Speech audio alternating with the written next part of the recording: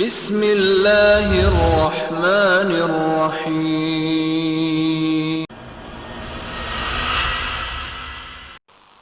تو جب کوئی قوم دین کے معاملے میں محتاط نہ رہے، ہر معاملے میں اپنی مرضی کرے، ہر چیز کو دین کے اندر داخل کر کے پھر بھی خوش رہے، تو پھر یاد رکھیں اس کا نتیجہ کیا نکلتا ہے۔ اللہ رب العزت نے جب بنی اسرائیل کو بار بار وارننگ دی کہ تم دین کے اندر تبدیلی نہ کرو، اپنی مرضی کا دین نہ بناؤ، جو اللہ نے کہا ہے اس کو مانتے جاؤ، اس کی اطاعت اور فرما برداری کرو، اس کے مقابلے میں انہوں نے انبیاء کو کیا جواب دیا؟ کہنے لگے سمعنا وعصینا، ہم نے بات سن لی ہے، ہم مانیں گے نہیں۔ اللہ نے امت محمد الرسول اللہ صلی اللہ علیہ وسلم کو یہ کہا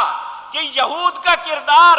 یہ تھا، اللہ کا حکم ان کے سامنے بیان کیا جاتا تو وہ کہتے سمعنا وعصینا، ہم نے سن لیا، ہم مانیں گے نہیں۔ لیکن اے امت محمد الرسول اللہ ولا تکونوا کالذین، تم ان لوگوں کی طرح نہ ہو جانا، بلکہ تم کیا کرنا؟ سمعنا واطعنا، تم کہنا ہم نے سن لیا اور فرما برداری کریں گے، جو ہمارا رب چاہتا ہے وہی کریں گے۔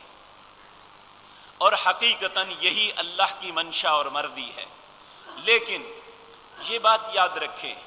یہ بھی ایک حقیقت ہے جس سے انکار نہیں کیا جا سکتا۔ نبی مکرم صلی اللہ علیہ وسلم نے فرمایا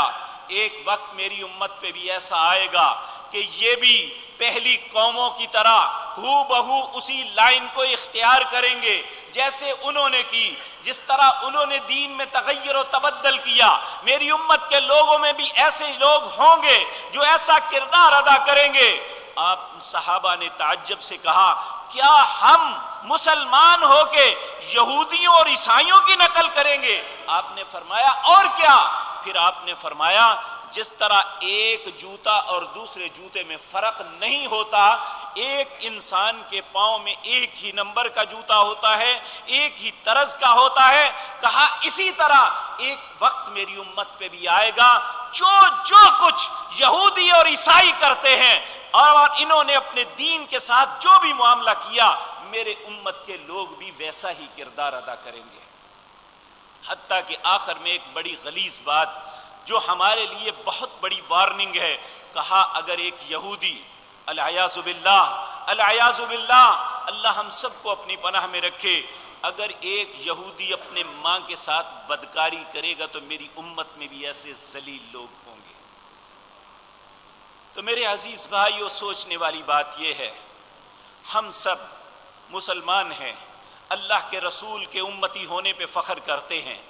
اگر ہمیں اپنے رسول پہ فخر ہے، اپنے دین پہ فخر ہے، اپنی کتاب پہ فخر ہے اور ہونا بھی چاہیے، تو کیا ہمارا یہ حق بنتا ہے کہ قرآن ایک کامل کتاب ہے ہمارے پاس، ہمارے نبی دنیا کے کامل ترین انسان ہیں، آپ نے جو دین لے کے آئے وہ دین مکمل ہی نہیں ایک اکمل دین ہے، کیا ان ساری چیزوں کے ہوتے ہوئے